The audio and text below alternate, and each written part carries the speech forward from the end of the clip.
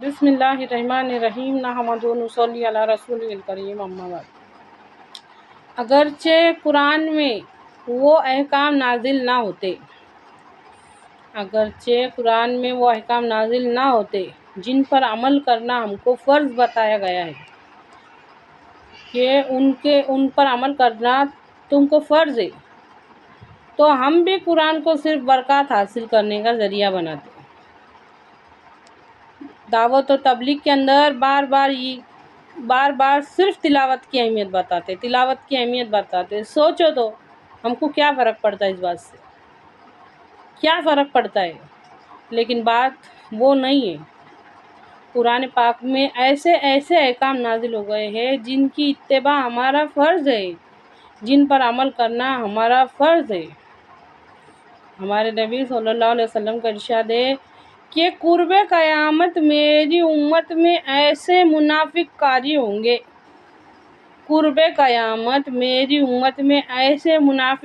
ہوں گے جب وہ قرآن پڑھیں گے قرآن ان پہ لعنت کرے گا، جب وہ پڑھیں گے کہ جھوٹے پر اللہ کی لعنت ہو تو خود جھوٹا ہونے کی وجہ سے اس لعنت میں گرفتار ہو جائیں گا، جب وہ پڑھیں گے کہ ظالم پر اللہ کی لعنت ہو تو خود ظالم ہونے کی وجہ سے اس لعنت میں گرفتار ہو جائیں گے۔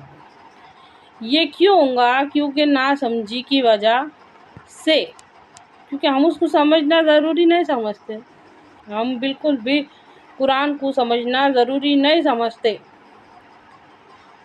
قرآن دنیا کی وہ واحد کتاب ہے جو بغیر سمجھے پڑھے جانے والی واحد دنیا کی کتاب ہے۔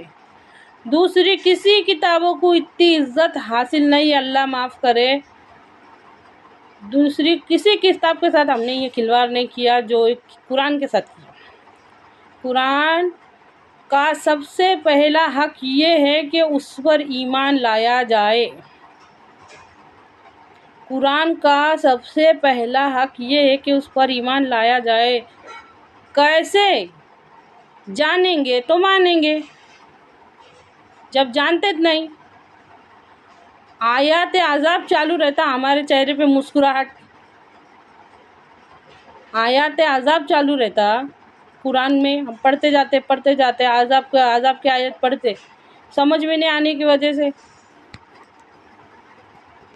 آیات عذاب جب آتی نا تو اس کے واسطے سب سے پہلے ایسا ہے کہ اللہ سے دعا کرو، جہنم سے پناہ مانگو، عذاب سے پناہ مانگو، رک کے ڈرو،